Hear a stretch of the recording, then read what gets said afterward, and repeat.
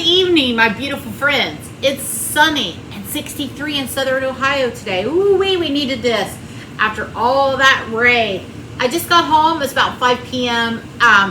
Went to my mom's. She lives about 12 miles from me, and got to hang out with my niece and her husband and son. They're on their way back to Connecticut, so I got to hang out with a couple hours with them, so that was nice to spend time with them. So I got to come home and cook supper.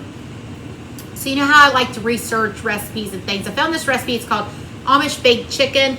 I've never made it before, so you and I are going to make it together right now. It seems pretty simple, a few ingredients. I love a good chicken recipe. Chicken's one of my favorites, so if I can find new ways to cook it, I'm all in. So let's get started. So I have here 4 legs and 4 thighs. That's what I'm going to use. Any chicken, I'm assuming, is going to work. This is what I bought because I've been in the thighs and legs lately. So anyway, we've got some flour here. Preheat your oven to 350. So to my flour, I'm going to season it. You need to season that flour. So I'm going to add some paprika because you know me and her are good friends. Chicken seasoning. Now listen, you can add what seasonings you would like. Of course, you want to do salt, pepper, and then do whatever seasonings you like. Onion powder, I'm going to use that. But definitely season your flour. Okay.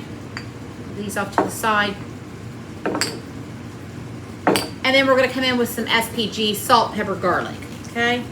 We're going to add that in to our flour. We're going to stir that all in. I think I'm going to add a little bit more paprika. Just because you know I love it. A little more chicken seasoning. I probably have a cup and a half of flour here because we're going to drudge our chicken through there.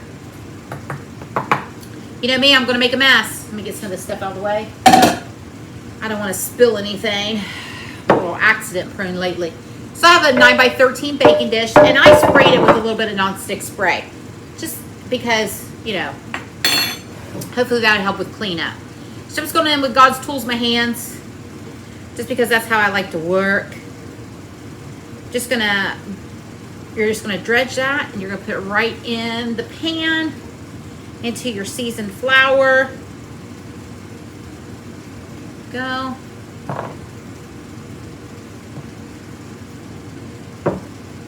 I love thighs. I used to, when I was younger, only like breasts and wings, but as I get older, I just think the thigh has so much great flavor in it. That's my preference. I really love boneless, skinless chicken thighs, but this called for a chicken with a skin, so that's why I went with regular chicken thighs here. Now, of course, I've washed these and patted them dry and all that. So there we go. In they go. Got some legs left here. Skillet. Put our skillet in the pan. My mom has a donkey named Jackson, and we're trying to figure out how old he is.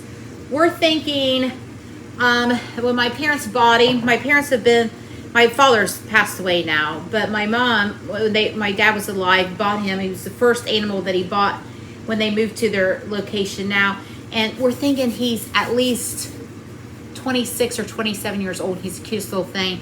And we fed him carrots, and him and the horse. My mom has a horse, Timmy George. We also had Charlie, but Charlie passed away. So they're a lot of fun. Love them. Okay, so there's our chicken. Got that in there. I'm going to come back with a little bit more of that chicken seasoning right on top.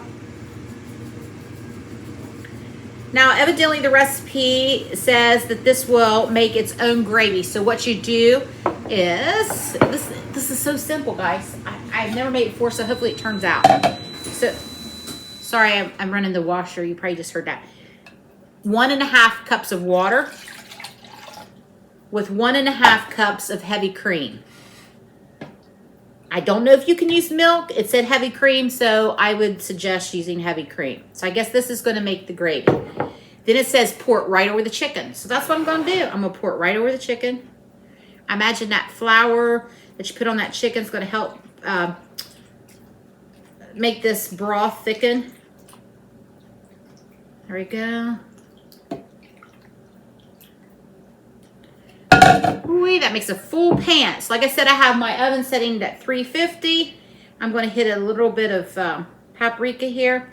Now the recipe said to bake it for an hour and a half until that chicken is golden brown, the skin.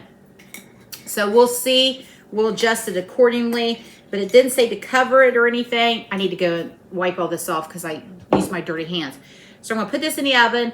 I'll set a timer for an hour and a half, and then we'll go from there and see if we need to change any of the timing, and I'll come back and I'll let you know. What I'm going to fix with this tonight, I think, is some mashed potatoes and some green beans. I thought that sounded good with this. Okay, so here we go. Got that all cleaned up. I'm going to throw this in the oven, and I'll be back in an hour and a half. Okay, friends, so it's been an hour and a half. The chicken looks great. It's hot. Push it up here for you so you can see. Now, the gravy that I was supposed to make is a little looser than what I want. So what I'm going to do is I'm going to take this chicken out real quick. Listen to that crispy skin. Oh, it looks really good, the chicken. I'll show it to you here in a minute. I want to get this chicken out, and I'm going to thicken up this gravy here a little bit, I think. Now, I'm sure you could eat it just like this, but I want it a little thicker. I'm going to take this chicken out. I'm going to put it right back in. Look at this great chicken, though. Look at that. It smells delicious. Steam facial. So here we have that broth. It's a little hot. My hands, there we go. Ooh, we about sloshed it right over.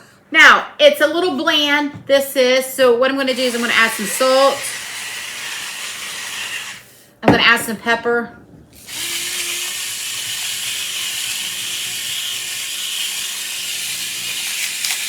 And my battery's about dead. That took a little while. I've got me a wooden spoon here. I got stuff everywhere. Forgive me, friends.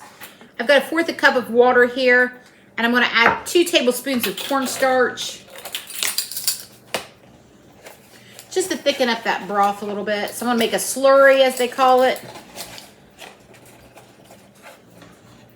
1 tablespoon.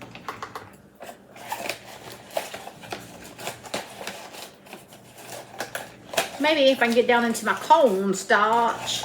Good grief. Must be getting down to the bottom of the barrel.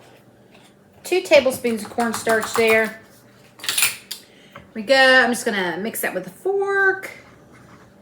Get it incorporated. Cornstarch is a great thickening agent, so I thought this would be great for this.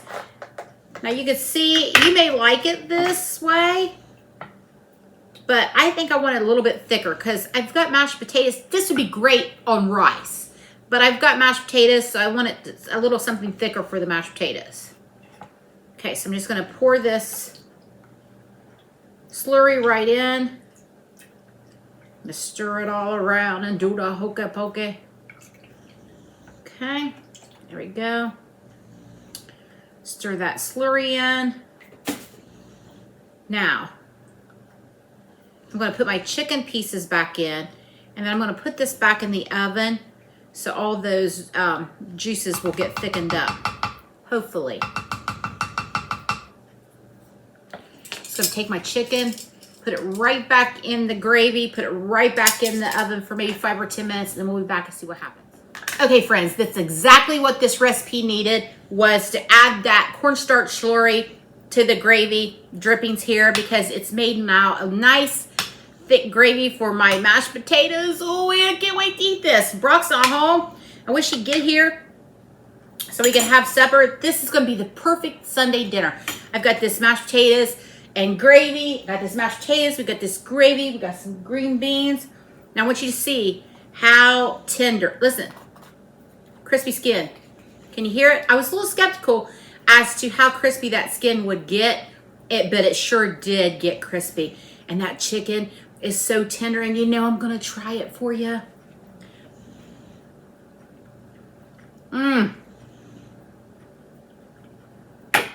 That chicken is so tender, melt in your mouth, delicious. Listen, friends, put this on your list. You want to cook this. This is the perfect Sunday dinner.